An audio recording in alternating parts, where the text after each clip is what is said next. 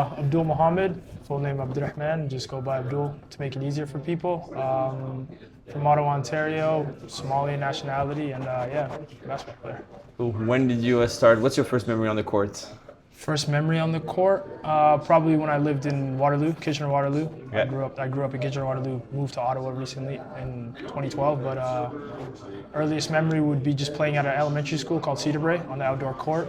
I played a lot of soccer growing up, so I didn't really transition into basketball until later in my career, but so probably just playing at the outdoor courts with a lot of my friends in middle school. When did you turn pro?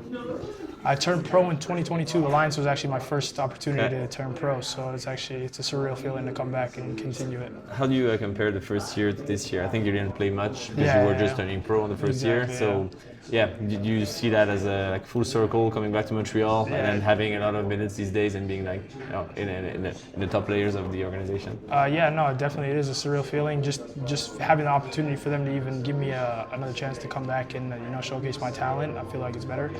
Now I'm a little more experienced, have a lot more under my belt, but it's a lot of difference, just I feel like when I first played here, I was just trying to soak up everything and get to understand the professional side of basketball, just coming out of college, which is a lot different. But yeah, so it's a huge differences from young Abdul and.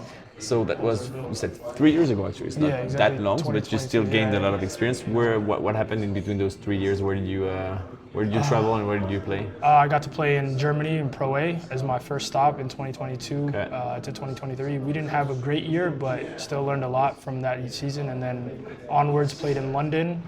Made the playoffs for the first time in that club's history in Surrey in a long time actually, and then played the London Lions, which was a really good team, and then just recently played in Norway. So just having those three stops, I felt like kind of expanded my game and got me to better see the professional side of everything. How would you compare the European basketball to, I say, North American / Canadian? Is there one that fits your style more, or do they complement each other? I feel like just the up and down. I feel like the North American side fits me a little bit better just because I play in space and much more on the run.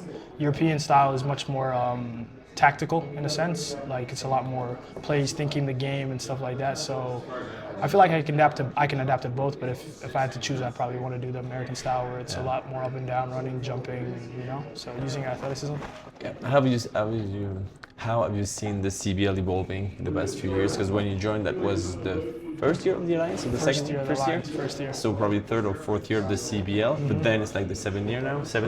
So yeah, what have you seen changing? Do you see like bigger crowds, more engaged fans, and just level overall? Has it changed? I feel like the attention to it has changed a lot more just because of the guys who signed here. You know what I mean? So we've had a lot of ex-NBA guys. We've had guys who played here and ended up going summer league and signing contracts throughout the NBA. So I felt like that's the onwards of this league and just how much it showcases a lot of people's talents. And then obviously the showcasing of the Canadian homegrown talent, So like, I know that Canada has one league in the year round, but the CBL does an unbelievable job of showcasing Canadian born talent, so. Yeah. And what do you think of Montreal in general? So you said you're from Kitchener-Waterloo, Ottawa, so you've come here a few times for basketball, but how do you like this city so far? Everyone's going to say just because I play for them it's biased, but I genuinely believe Montreal, especially having the CBL in the summertime, Montreal is the best city in Canada in the summertime.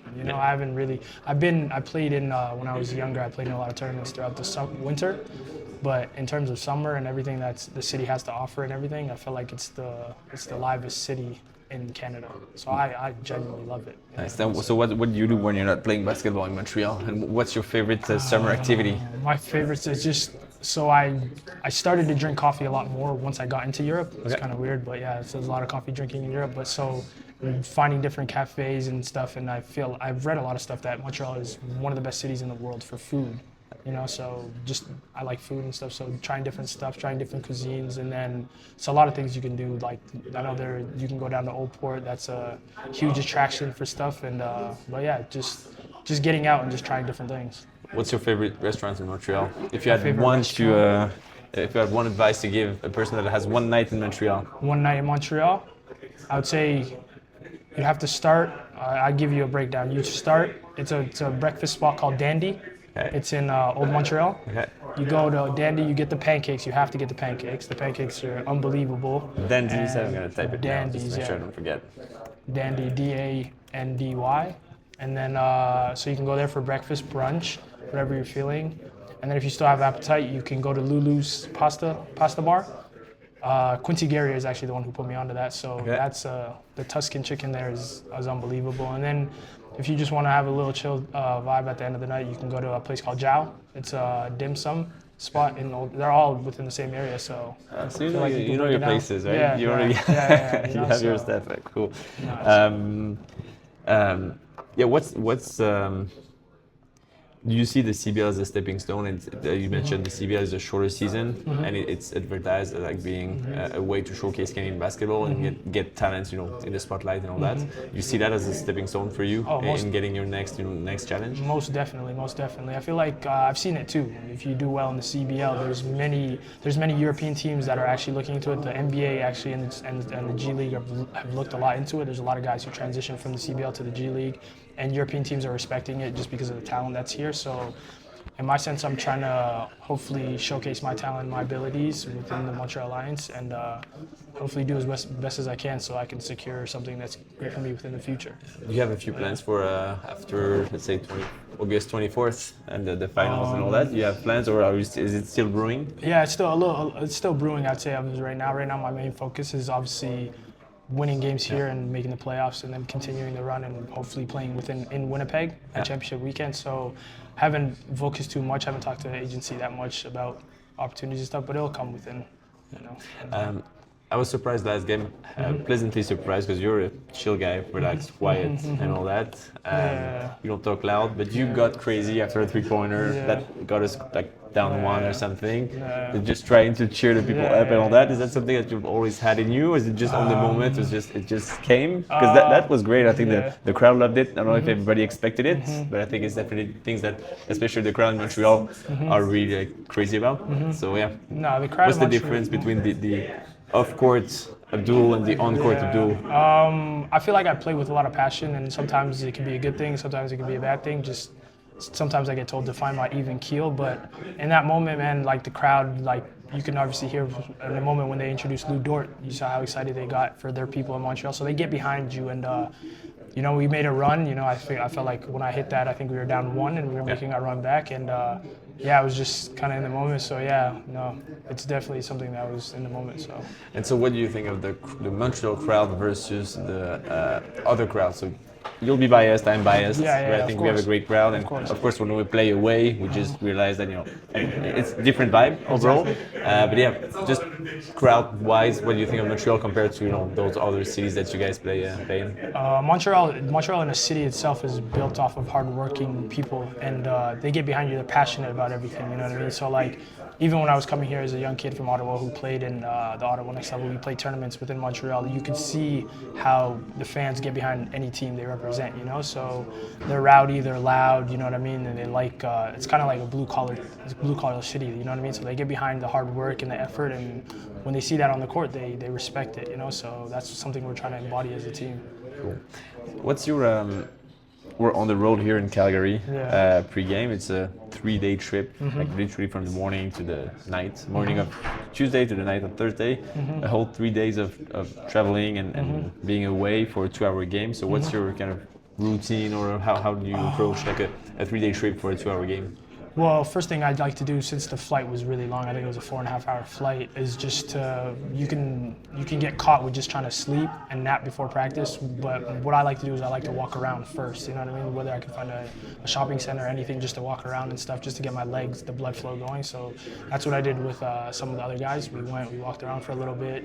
Some of them shopped and stuff. So that's mainly when we land, and then we have practice, or we have film, and then practice, and then trying to get as much recovery and fluid as I can before the night of the game day, the next day. And then next thing is just eating well, getting a breakfast in the morning, having a great shoot around, and then a nap, obviously, and then it's time to showtime.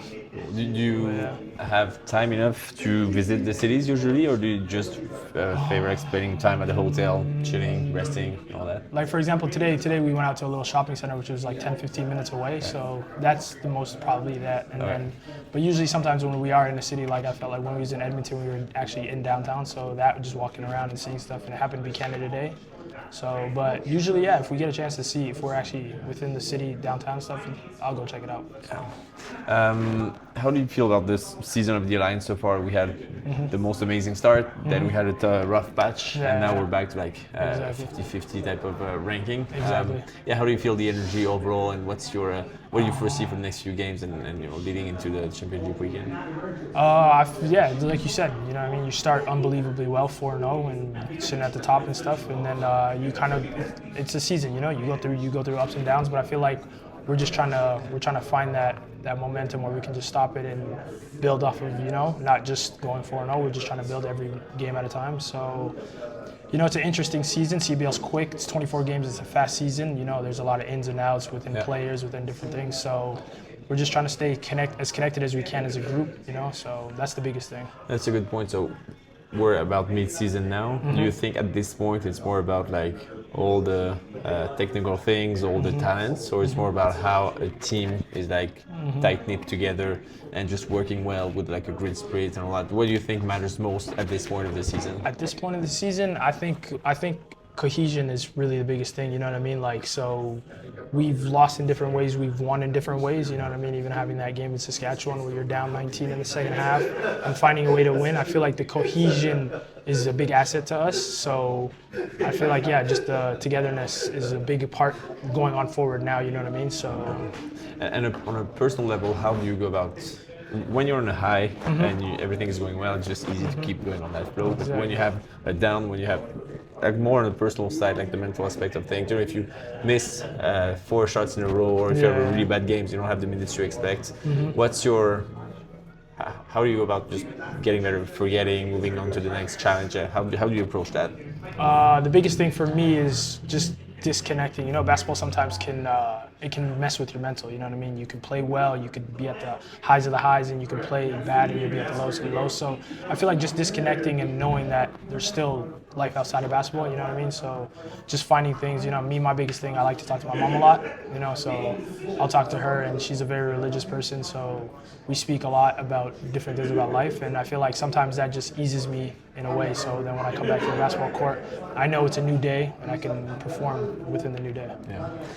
What can we wish you for the future, whether it be personal or professional? Say it again? What can we wish you for the next few years, whether it be professional or personal? Just great health, you know, just hopefully continuing us with the Alliance. Like, I feel like just being raised in Ottawa a little longer, I felt like Montreal, even when I was young, I played at Thetford, you know, having that connection. I feel like trying to stay within that organization, and just great health, and, you know what I mean, a good rest of the season probably. Cool. Thank you, Abdul. No, I appreciate you.